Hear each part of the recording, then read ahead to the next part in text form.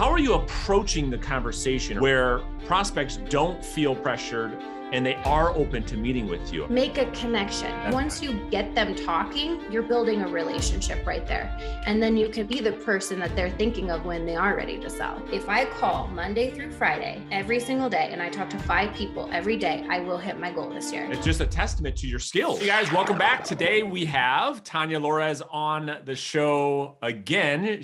We did this podcast interview. How long ago was it when we had you on the podcast last? Oh my gosh. I think we did it in April last year. Cool. So this will be a really, really good episode because like we were just talking off air, you now have your first full year in real estate behind you in your rearview mirror, where you did $7.2 million in your first full year, which is incredible. And that's why we wanted to have you back on the podcast to kind of unpack that for everybody. So welcome back. It's good to see you. Thanks for having me. For sure. For sure. So, there's so many areas we can get into, but let's really, I want to break down. So 7.2, like how did that feel? What was like your brokerage saying? I'm sure there's a lot of people like, oh my gosh, how are you able to produce so much in your first year when most new agents only sell a couple homes? Oh my gosh. Well, that's a lot to unpack. Out of the 7.2 that I did last year, I did 12 deals total, 9 for sale by owner listings. Wow. So then the rest were, I had 1 referral and then buyers. Got it. So, it was, my goal for last year was to make $159,000. And I got so close. Yeah. And so I felt very proud about that. But if I'm being really honest, at the end of the year, looking back on the year, I was a little bit disappointed. I feel like I felt like I could have done better. So that's what I'm hoping for this year. Yeah. To take the lessons I learned from last year and apply it this year. I cannot wait. We're going to share all of that with everybody. So why don't we jump right into it? So that's a good recap from 2021. What is the goal for 2022? Well, I want to double my deals. Okay. So 24 is double, but I like round numbers. So I want to 25 is my goal. So will that represent 300K? It should come pretty close to that, give or take. So, I mean, that's a big number, right? So I don't know how much you've earned in the past, but when you start making $350,000 a year and you're making more than surgeons, how does your family respond to the success you're having? Because that's something that's not talked about often. And when somebody starts succeeding and making this kind of money, it impacts life because people start to look at you and treat you differently. Have you started to experience any of that yet? Or? Well, before I jumped into real estate, the reason why my 1-year goal was where it was is because that's about what I was making before. Got it. So I didn't want to jump into real estate and go backwards. I really wanted to move forward and I wanted to excel. And I knew that was going to be really hard in my first year. But it was just a mindset that it was going to happen for me no matter what. And so that's where my mindset is again for this year to double that business. So, hopefully not a lot will change as far as my personal life. I mean, my family is very supportive of my goals and aspirations, but obviously things are going to change if I double my business this year. Yeah. All right. So they will. And so let's kind of talk about what needs to change, right? You learned a lot in your first year. What are some of the things that you said, damn, this is what I'm going to commit to. I'm going to do this differently. Let's start to get into some of those. What was one big takeaway that you're going to bring into 2022 that you felt like you were missing last year? Well, last year was an accumulation of really, really high ups and then crashing. So it was very inconsistent because what would happen for me is I would start to gain momentum. I get deal after deal after deal, and then I'd be so overwhelmed, I'd stop prospecting completely. And that was so detrimental to my business. The other thing is I would take on a buyer, and that was one of the biggest reasons why I would stop prospecting is because I was taking buyer clients. And I'm not ever saying don't take buyer clients. Like, people have to do what makes sense for their business. But for me, this year going forward, I will have a buyer's agent for every buy deal I do, because I cannot sacrifice in this market. It's just so hard. When you work with buyers, it's 24/7. Every single day you're looking, you have to go see properties as soon as they hit the market or you're out. Yeah. And I can't do that this year. My number one focus is getting listings and prospecting and, not giving up on that goal. And so to get rid of this, I have to be completely consistent with my prospecting. I love that. So what you're saying, and this is a concept that is very difficult for at least newer agents to understand, they start to get it over time, is success. The further and further you kind of grow your business, it's more about what you say no to versus what you say yes to. And so this year you've made a conscious decision. Like, I'm going to say no to the buyer business. Most agents, when they hear you say that, you're exactly right. They're like, how can you say no to business? Like, I got to make this money, Tanya. Like, I can't just say no. You've got to this place to say no to buyers because of your commitment to prospecting, lead generation, and getting listings. And what you learned last year going into this year was your time is better off spent generating a listing than it is working with a buyer, where most agents are like, whatever comes my way, I don't care what I'm doing, I'm going to drop it, I'm going to take what comes. Is that right? Yep, absolutely. So how has that worked for you? I mean, we're doing this, early March. That commitment, how has that been over the last 45, 50 days in the beginning of this year? Have you stuck to your commitment? Yes. And also, I mean, this year was a really tough start. I'm not going to lie. I had a tough start.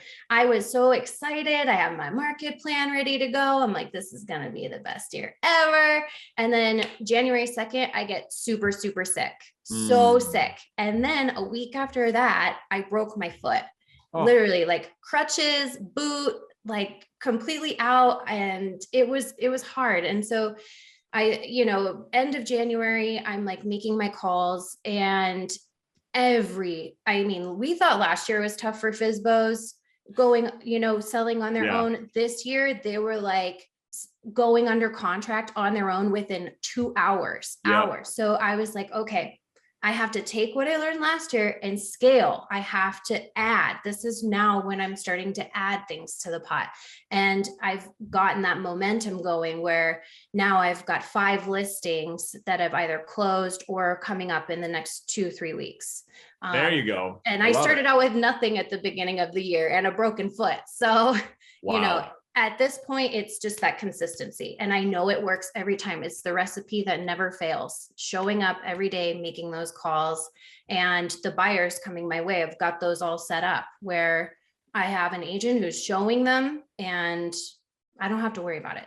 That's great. So you found an agent. I get a lot of questions about that. Let's talk about that specifically. And then we're going to really go deep on like your business model. Yeah. So the agent that's working with your buyers, is this a person that's at your brokerage, a different company? Let's start with that. Yeah, at my brokerage. Okay, cool. Yep. And this person, you trust to work with your clients. They give a good client experience. And then you are on some type of commission split with that agent. And the deal is to say, listen, Mr. and Mrs. Agent, whatever their name is, I'm going to go out there and generate listings. And through that, I'm going to generate really good buyer opportunities. And I'm going to give those to you. And that's kind of the deal you've structured with this person. Is that right? Exactly.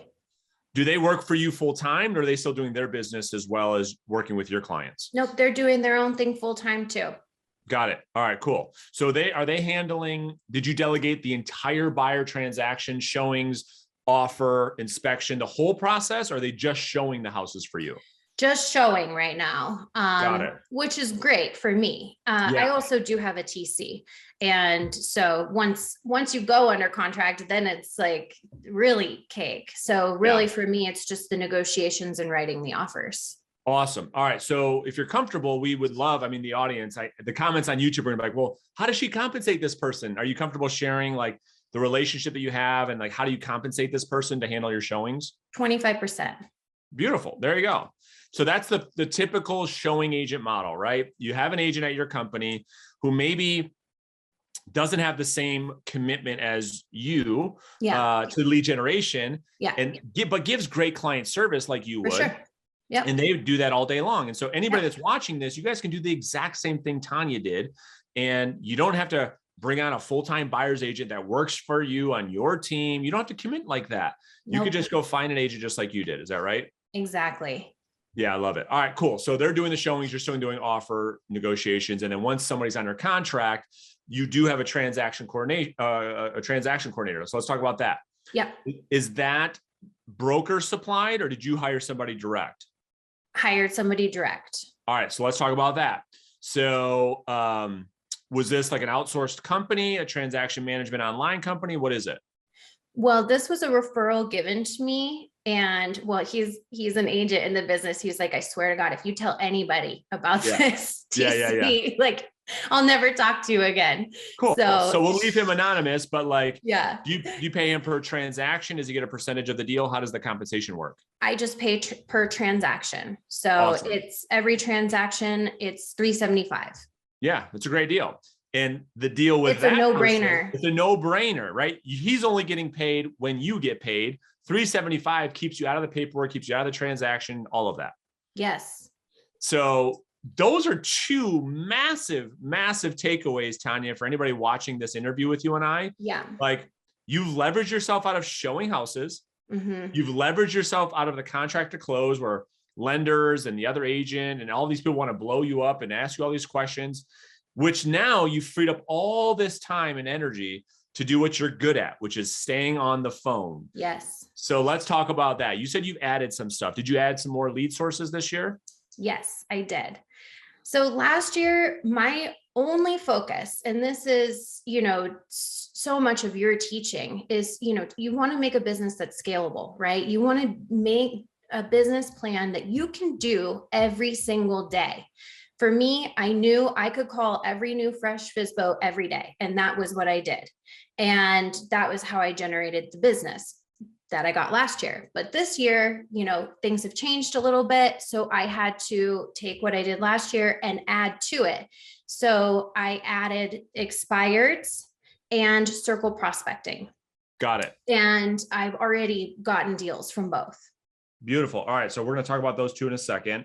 So any idea on the conversion numbers from last year, as far as maybe, Tanya, like how many for sale by owners you talked to, how many you met with, and then because you closed 9, right? I'm just curious. Yeah. Because you're in Colorado, you're in Denver, right? So you're in Denver. Like you weren't getting tons of FSBOs last year either, right? Like you're getting 1, 2 a day, maybe. Not even. Yeah. I mean, 1 a day is about average. Okay. And I was like, but also, I was really committed to, when I was prospecting, the follow-up too. So even if I have 1 FSBO a day, I'm calling them a couple times a day until I reach them. I'm following up with these people every single day, the ones that I haven't gotten a hold of. For sure. So it does over time. I mean, you're still making a lot of calls every day. Yeah, because it compounds. That's a lot of business. There's a lot. And you're so right. And thank you for saying that. I didn't even plan to ask you that, but you bring up such a really good point. Like all these agents, right? That a lot of them that are getting into our coaching world and our community that you're part of, they're like, I only get 1 or 2 or 3 or 4. It doesn't matter. They compound. In 30 days, you have 100. In 60 days, you have 200. You're not going to have a lot of calls. That's a lot. You made 150 grand and like off of a couple a week. So you don't need a lot of for sale by owners. So, so this year you add expireds and circle prospecting. So how many contacts, like what is your contact goal per day right now? My goal is to reach and talk to 5 people a day. And I know that doesn't seem like a lot. For a lot of people, their goals are, 20, 30, 40, 50. But no, if I call Monday through Friday, every single day, and I talk to 5 people every day, I will hit my goal this year. That is phenomenal because you're right. Everyone's going to hear that, Tanya, and be like, how does she do that? Because your skills. That's what it is. Like even before you got in this, you had good phone skills. And now can you talk to the importance of like, when we talk about skills and how that's playing into your conversion, where you only have to talk to 5 people a day to make 300 grand?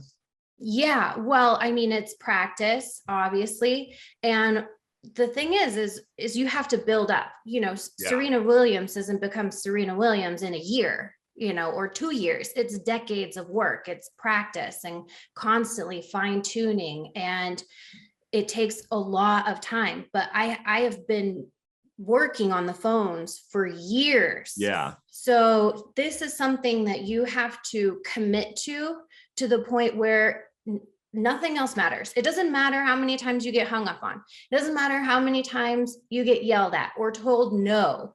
You keep going. It's a numbers game. And I know if I hit this many calls, I know for a fact it will show up in my sales, right? Yeah, you just absolutely. you have to keep fine tuning. And also another thing, education. So watching your trainings, your videos, it's so much more than just when you hear the script that you say. It's not just your words, it's how you're saying it. Your inflections of your voice are so specific, and they're there for a specific reason. Like I cannot express enough how important it is to practice, so that when you're talking to people, you're coming off as it's just a conversation. And so when I make these calls, that's it. My mindset is I'm just going to have a conversation with this guy. Yeah. I mean, wow, you brought up such great points. What you're saying is that your skills over the phone is your craft, just like a professional tennis player, just like a doctor, just like a surgeon, because you are going to make surgeon type money. And so your craft is your ability to communicate with people over the phone. Mm-hmm. You've been doing it a long time and you nailed it. It is absolutely right, where it's all about how you say what you say, not what you say. Mm-hmm. And that's why you can only talk to 5 people a day, right? 25 people a week, where for most agents, it takes them 100, 200, 300 contacts, to your point earlier, to get the same result. So you're 5 contacts a day, right? So 25 a week. So it's about 100 a month. Now in that month, your goal then is to list 2 to 3 properties per month. Is that what the business plan says? Yep. Yeah. Awesome. I mean, that's really, really good conversion. So let's go ahead. You want to add something to that? No, I mean, I know that is really a little bit unusual. That's just what my numbers from last year showed me that I can do this year. It's great. It's just a testament to your skills. And so I want to really talk about, Tanya, like how these calls go. And then we'll get into the appointment second, but like, how are you approaching the conversation or positioning your conversation where prospects don't feel pressured and they are open to meeting with you? Are there any tips that you find that have really helped you over the years? Yeah, well, I've personally played with both, because like I've only prospected FSBOs last year, and I played with both script 1 and script 2. For me personally, I found a lot more success in script 1 because I can set that appointment right away and then just go make that face-to-face connection. Sure. And then the other times are, well, I mean, there's always, every call I make, it plays out which script I'm going to use as I'm on the phone. Yes. I don't have an idea in my head anymore. It just goes the way that it flows, I guess. Let me real quick. You've internalized what to say. So you don't have to think about what to say. So based on the conversation with the prospect, alters your approach because you know exactly how to handle every situation. That's what you're saying. Yes. This is what we're talking about when we say skills. I can throw Tanya Lorez on the phone with any FSBO at any time, and you can adapt to the conversation because you know where to go. Is that right? Yes, exactly. And how the person is responding to me, how they answer the phone, their voice, their tone, if they're aggressive, if they're not, I know exactly where to go with that.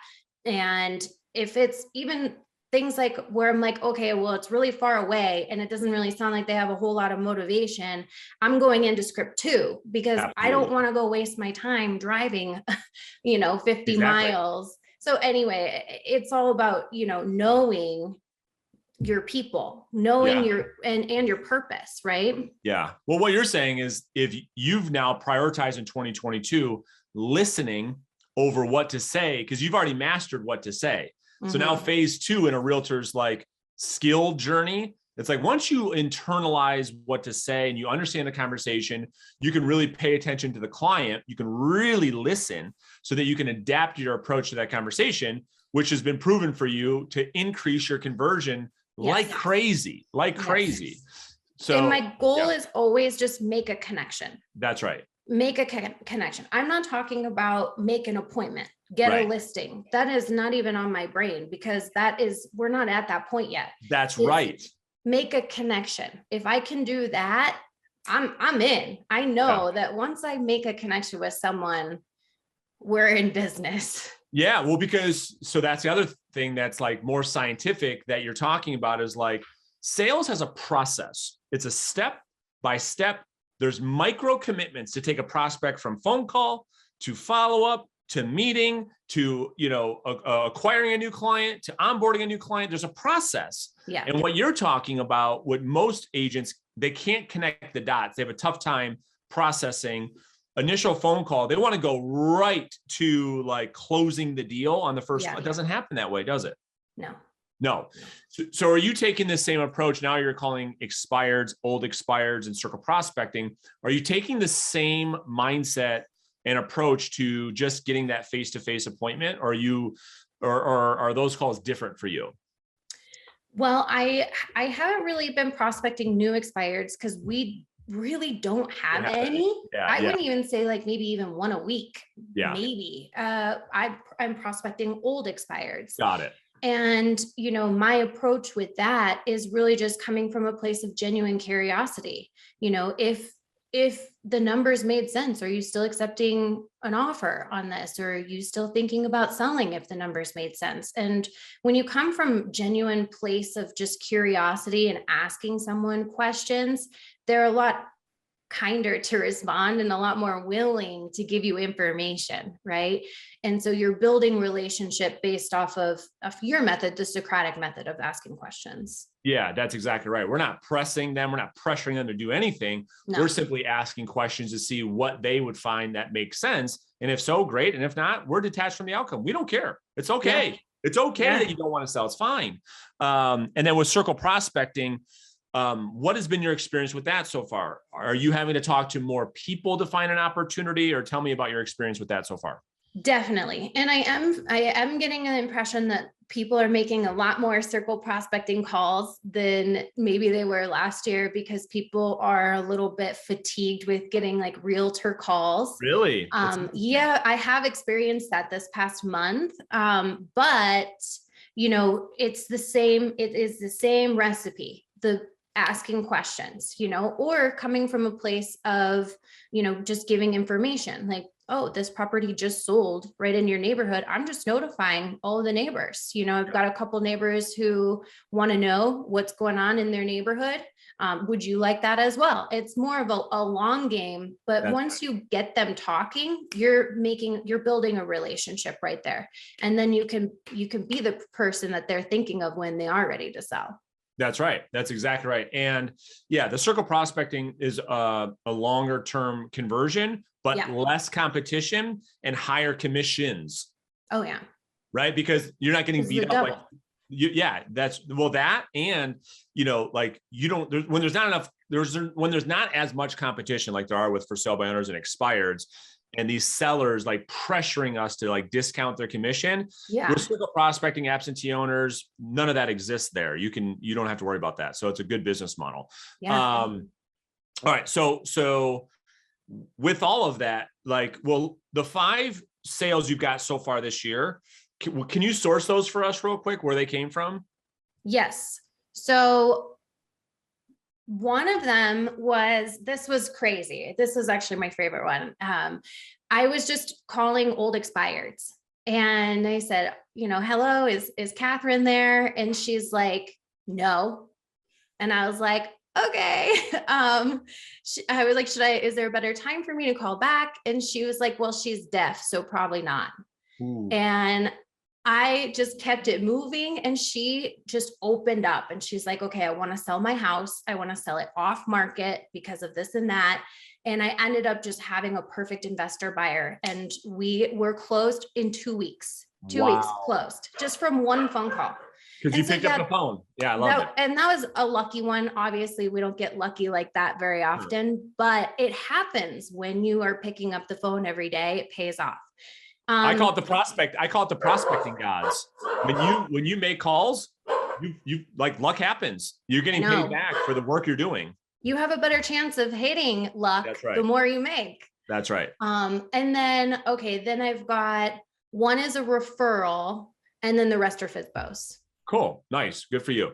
All right. So really this year, because of you've got 3 lead pillars you're going after, probably I'm sure you've got some type of past client center of influence thing happening too. So it's 4, but it's going to come down to follow-up. And I think you would agree with that, right? Yes. So what is your approach to lead follow-up, and what is the importance in your business around tightening up your lead follow-up?